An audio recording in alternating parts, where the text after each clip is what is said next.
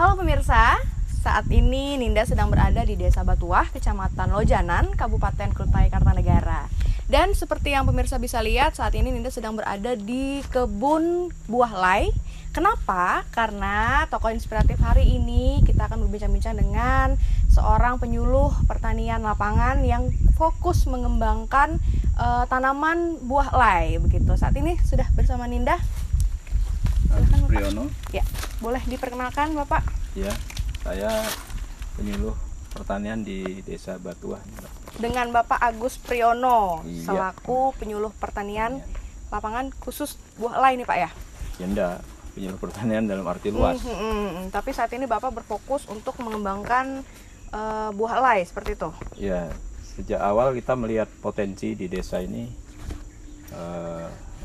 potensi buah laynya cukup menarik untuk dikembangkan. Kemudian dari eksplorasi yang kita lakukan, kita mendapatkan beberapa yang potensial untuk dikembangkan. Nah, seperti itu. Ya, dan akhirnya sampai hari ini sudah ada 3 varietas unggul nasional tanaman lay dari desa sini. Nah, baik Pak. Jadi saya ingin tahu nih Pak, perjalanan hidup Bapak sampai dengan saat ini itu seperti apa. Tapi sebelumnya untuk kita perkenalkan kepada pemirsa dulu nih Pak ya, penyuluh pertanian itu tuh sebenarnya apa sih Pak? Bekerjanya seperti apa? Apa yang Bapak lakukan kesehariannya seperti itu? Iya. Kebetulan saya penyuluh pertanian PNS, Mbak. Jadi itu PNS yang diberi tugas untuk memberikan pendampingan teknologi kepada para kelompok tani ya. Jadi tugas saya transfer teknologi, kemudian juga menggerakkan, membangun, menumbuhkan kelompok tani dan mengembangkan potensi wilayah itu untuk untuk ke arah bisnis, ke arah agrobisnis. Kebetulan di desa kita kaya plasma nutpah lay, jadi kita fokus ke pengembangan lay. Mungkin kita yang fokus pertama kali di Indonesia ya. Begitu? Iya. Nah kebetulan lay ini kan asal usulnya memang, kalau melihat nama ilmiahnya, ini asal usulnya memang dari kawasan Kutai. Begitu Pak? Ya, Durio Kutaiensis. Nah, memang, dan di sinilah salah satu pusat keragaman lay ada di desa ini. Alhamdulillah setelah dilepas 3 varietas ya, berkembang dari 15 tahun ini Mbak. Sekarang yang paling diminati lay Mahakam. Lay Mahakam, nah itu Pak nanti akan kita bahas. Tapi nanti sebelumnya saya ingin membahas dulu tentang profil Bapak begitu. Sebenarnya Bapak ini lahir asli dari ke Desa Batuah atau mungkin dari daerah lain? Saya sebenarnya keluarga saya itu asal usulnya dari Jawa, tapi sejak abad ke-19 sudah di Balikpapan. Begitu. Iya, sejak dibukanya kota Balikpapan, kakek saya sudah di sana. Kebetulan aja saya lahir di Jawa, tapi dibesarkan di Kalimantan. Ya. Saya sekolah SD di Tenggarong, Gitu. SMP, SPMA di Samarinda. Kemudian SMP dan SMA-nya di Samarinda. SD, SMP di Tenggarong, SPMA di Samarinda.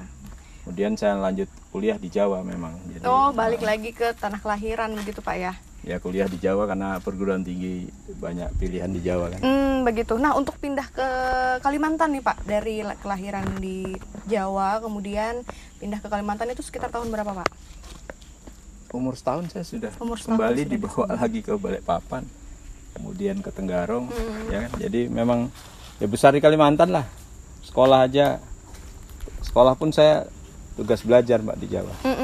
Karena sejak lulus SMA saya ditugaskan, SPMA saya ikatan dinas, jadi saya harus bertugas dulu 5 tahun. Selesai ikatan dinas saya diangkat jadi PNS. Nah kesempatan pertama untuk melanjutkan pendidikan saya ajukan ya. Alhamdulillah dari pendidikan diploma 3 kemudian dilanjutkan lagi S1, saya selesaikan di Jawa. Nah kembali tugas lagi ke Kalimantan. Masuk di Desa Batuah ini tahun 2004. Tahun 2004. Iya, Cukup itu lama, Pak, setelah saya melalang buana di pedalaman. Kemana saja tuh Pak pedalamannya? Pernah di Melak, Oke. Morancalong, Muara Bengkal, sampai Muara Wahau. Jadi ya lumayan lah menyusuri apa itu pedalaman Mahakam. Apa yang Bapak lakukan saat itu? Apa saja? Di pedalaman, kalau di Melak saya fokus karena tugas di proyek karet ya, kita pengembangan karet.